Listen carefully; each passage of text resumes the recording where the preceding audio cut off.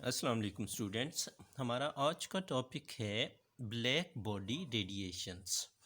ये हमारी common observation है कि हमारी सराउंडिंग में मौजूद, हमारे इर्द गिर्द माहौल में मौजूद तकरीबन तमाम ऑब्जेक्ट्स रेडिएशंस को एब्ज़ॉर्ब भी करते हैं, कुछ रेडिएशंस को रिफ्लेक्ट कर देते हैं, और जो एब्ज़ॉर्ब की हुई रेडिएशंस होती हैं उनकी वजह से वो हीट अप होते हैं, और इसी तरह से जैसे ही कंडीशन सूटेबल हों, सराउंडिंग एनवायरनमेंट कूल हो, तो वो रेडिएशंस को एमिट करना भी शुरू कर देते हैं। यानी जो एब्ज़ॉर्ब की हुई रेडिएशंस होती हैं उनको वो एमिट भी कर देते हैं।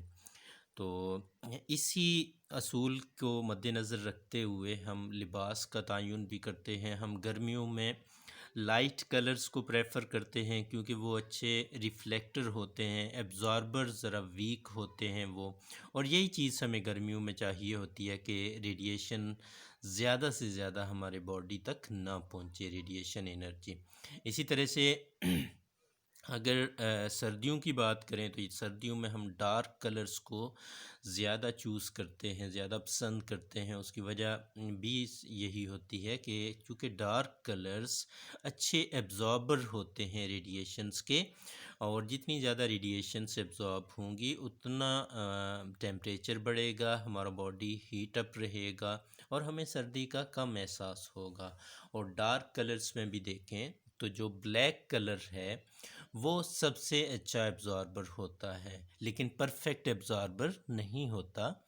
तो साइंस में जब हम एक लिमिट की तलाश में जाएंगे कि एक ऐसा क्या परफेक्ट ब्लैक बॉडी हो सकता है जो अपने ऊपर पड़ने वाली तमाम की तमाम रेडिएशंस को एब्जॉर्ब कर ले, और जब मौका मिले तो वो उन तमाम रेडिएशंस को एमिट भी कर दे, तो एक ऐसा बॉडी फिज़िक्स की टर्म्स में ब्लैक बॉडी कहलाएगा कि जो अपने ऊपर पड़ने वाली तमाम रेडिएशंस को एब्जॉर्ब कर ले और फिर उन्हें एमिट भी कर दे। यानी वो परफेक्ट एब्जॉर्बर भी हो और परफेक्ट एमिटर भी हो, आइडियल एब्जॉर्बर भी हो और आइडियल एमिटर भी हो। ऐसा बॉडी ब्लैक बॉडी कहलाएगा।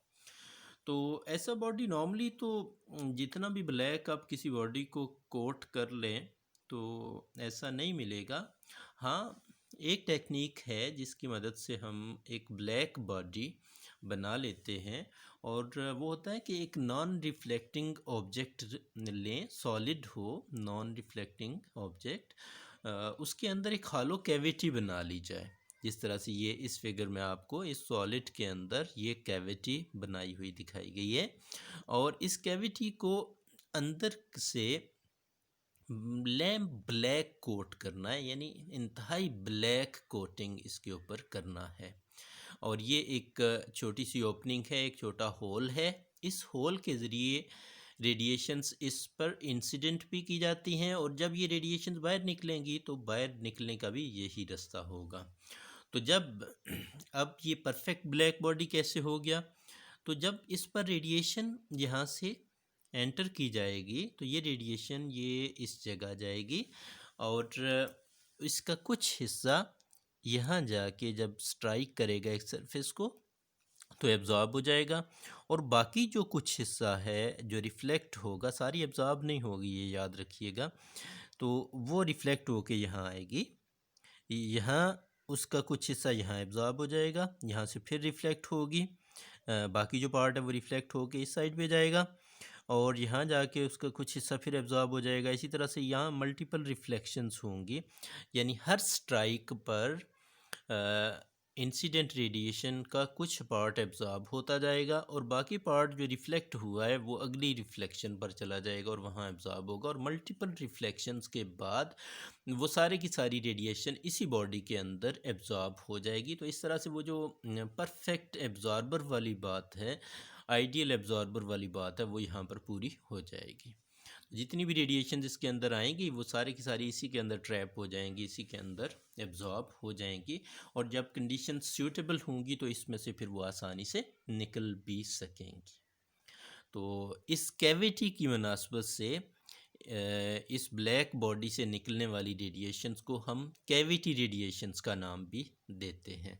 तो ब्लैक बॉडी यहाँ हमने एब्जॉर्प्शन का अमल देखा, जब सूटेबल कंडीशंस हों तो इस जिस तरह से ये रेडिएशन इसके अंदर एंटर हो रही हैं, इसी तरह से यहाँ से रेडिएशंस निकलना शुरू हो जाएंगी। और वो सूटेबल कंडीशंस ऑब्वियसली ऐसे हैं कि जब सराउंडिंग में टेम्परेचर कम होगा तो यहाँ से रेडिएशन के निकलने का अमल तेज़ हो जाएगा। तो ब्लैक बॉडी रेडिएशंस क्या होती हैं? The radiations emitted from a black body, और इनके 3 डिफरेंट नेम हैं। इनको कैविटी रेडिएशंस भी कहते हैं, कैविटी की मुनासबत से।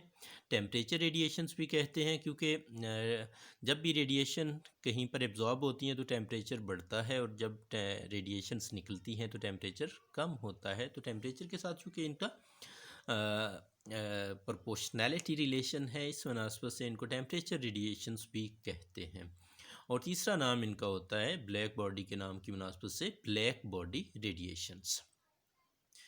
यहाँ इस पर थोड़ी सी मज़ीद अगर बात करें तो इस तरह से होता है कि जब टेम्परेचर कम हो तो जो रेडिएशंस कोई बॉडी एमिट करता है वो कम एनर्जी की होती हैं, और कम एनर्जी को रिस्पॉन्ड करती है लॉन्ग वेवलेंथ के साथ। तो लॉन्ग वेवलेंथ ऑब्वियसली फिर इनविजिबल इंफ्रारेड रीजन में होंगी, यानी लो टेम्परेचर पर जो रेडिएशंस एमिट होती हैं वो लॉन्ग वेवलेंथ की होती हैं, और ये इंफ्रारेड रीजन में होंगी।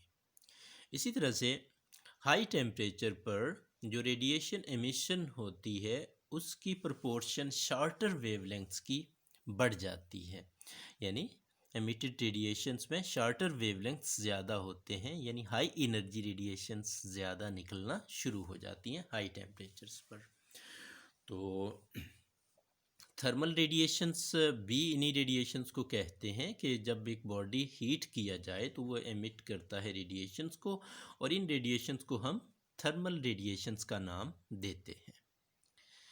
तो यहाँ आपको मज़ीद स्केच करके दिखा दिया गया है कि जब बॉडी हॉट होता है और सराउंडिंग्स कोल्ड होती हैं तो उस वक्त वो बॉडी रेडिएशन एमिट ज़्यादा करता है, एब्जॉर्ब कम करता है।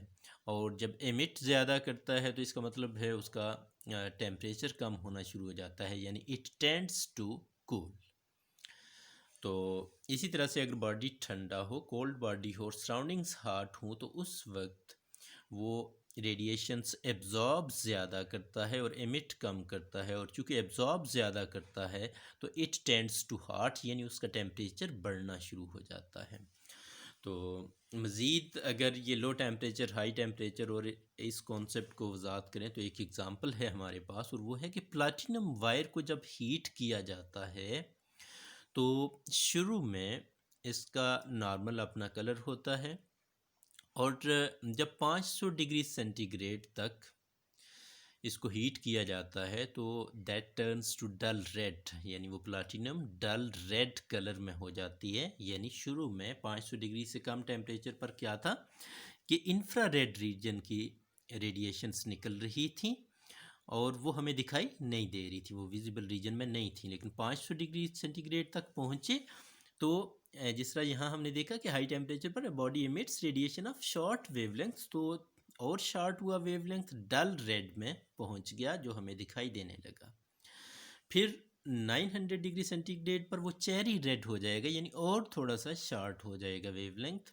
और फिर 1100 डिग्री सेंटीग्रेड पर ऑरेंज रेड कलर हो जाएगा उस प्लाटिनम वायर का, और 1300 डिग्री सेंटीग्रेड पर येलो हो जाएगा, और 1600 डिग्री सेंटीग्रेड पर वाइट हो जाएगा। जिसका मतलब ये है कि जैसे जैसे टेम्परेचर बढ़ रहा है वो जो प्रोपोर्शन है वेवलेंथ्स के निकलने की, वो शार्टर वेवलेंथ की तरफ जा रही है। यानी डल रेड था, फिर चेरी रेड हुआ, फिर ऑरेंज रेड हुआ, फिर येलो हुआ जो उससे भी कम वेवलेंथ है, फिर वाइट हुआ जो उससे भी कम वेवलेंथ है। तो इस तरह से as temperature raises the radiation become richer in shorter wavelengths. तो वो जो रेडिएशंस हैं वो शॉर्टर वेवलेंथ्स की तरफ ज़्यादा चल रही हैं। इस पोर्शन में हम इतना करेंगे। सेकंड पोर्शन के लिए इंशाल्लाह सेकंड वीडियो बनाते हैं। थैंक